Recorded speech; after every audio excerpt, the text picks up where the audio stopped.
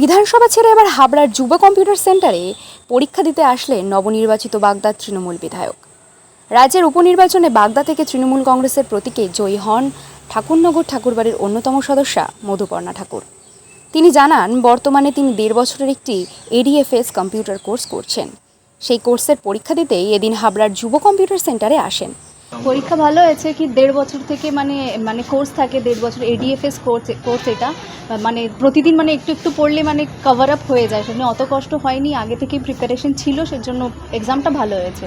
নির্বাচনে ব্যস্ত থাকার ফাঁকেই অল্প অল্প সময় ধরে এই কোর্সের সিলেবাস কমপ্লিট করায় পরীক্ষা দিতে কোনো রকম অসুবিধা হয়নি তার। পরীক্ষাও বেশ ভালো হয়েছে বলেও জানালেন তিনি। মধুপর্ণা জানান, মা মমতাবালা ঠাকুর বলেছিলেন বর্তমান যুগের সঙ্গে তাল রাখতে কম্পিউটার কোর্স করার কথা। তাই কম্পিউটারের আইটি এবং এফএ কোর্সে ভর্তি হন মেয়ে মধুপর্ণা।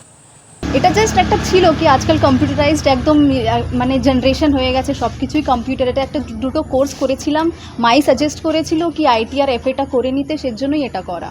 সব মেয়েরই ইচ্ছে থাকে নিজের পায়ে দাঁড়ানোর। সেই জায়গা থেকে তিনি আগামী দিনেও চাকরি সহ উচ্চশিক্ষায় এগিয়ে যাবেন বলেও জানান। মেয়ের তো চাকরি সবাই থাকে কি ইন্ডিপেন্ডেন্ট হোক, নিজের একটা সেলফ ডিপেন্ডেন্ট একটা নিজের একটা ইনকাম হোক, সেটা সবাই চায়, আমি চাই, সবাইরা চায়।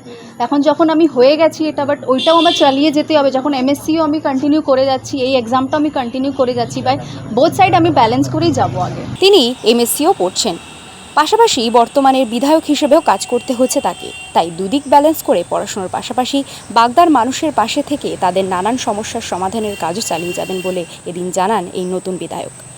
ব্রিজ, রাস্তা, লাইট সহ নানান সমস্যার কথা ভোট প্রচারে গিয়ে মানুষের কাছ থেকে শুনেছিলেন তিনি। জয়ী হওয়ার পর সর্বপ্রথম এই সমস্যাগুলোর সমাধানে লক্ষ্য দেবেন বলে এদিন জানালেন মধুপর্ণা। ব্রিজের খুব সমস্যা, রাস্তা, লাইট, জল, এইসব জিনিসের খুব কষ্ট আছে। ওনাদের কথা দিয়ে এসছি, আমি কথা রাখতে চাই, ওনাদের হয়ে যেন আমি কাজ করতে পারি। কি কাজ থাকবে প্রথমে? ব্রিজ বললাম তো, ব্রিজের খুব সমস্যা, ওনাদের ব্রিজ, অনেকগুলো ব্রিজ এখনো হয়নি বা আধা কমপ্লিট হয়ে বসে রয়েছে, সেইগুলো আমি ওনাদের কাছে আমি কাজ করতে চাই। ব্রিজগুলো কমপ্লিট যেন ওরা কোনো সমস্যা না হোক বাসিন্দাদের জন্য, সেজন্য করতে চাই। এখন নিয়ম করে যেতে হচ্ছে বিধানসভায়। বিধানসভার সর্বকনিষ্ঠ সদস্য হওয়ায় প্রতিনিয়ত ফিরছেন তিনি বলেও জানান। কোনো ক্ষেত্রে সমস্যা হলে বিষয়টি জিজ্ঞেস করে নিচ্ছেন অন্যান্য সতীর্থদের কাছ থেকে। নতুন নানান বিষয় শিখতে পেরেও বেশ উচ্ছ্বাসিত এই নতুন বিধায়ক মধুপর্ণা ঠাকুর। পাশাপাশি ঠাকুরবাড়ির আরও এক সদস্য দাদা শান্তনু ঠাকুর ও মতুয়াবাড়ির পারিবারিক দ্বন্দ্ব নিয়েও বলতে গিয়ে এদিন মধুপর্ণা জানান, আগামী দিনে তিনি চেষ্টা করবেন সব রকমভাবে দ্বন্দ্ব মিটিয়ে একসঙ্গে চলার। তবে রাজনীতির সঙ্গে পারিবারিক বিষয়টিকে আলাদা করে দেখতে চান ঠাকুরবাড়ির এই সর্বকনিষ্ঠ রাজনৈতিক সদস্য। সোমবার থেকে আবারও ফের নিয়ম করে বিধানসভায় যাবেন বাগদার এই নতুন বিধায়ক মধুপর্ণা।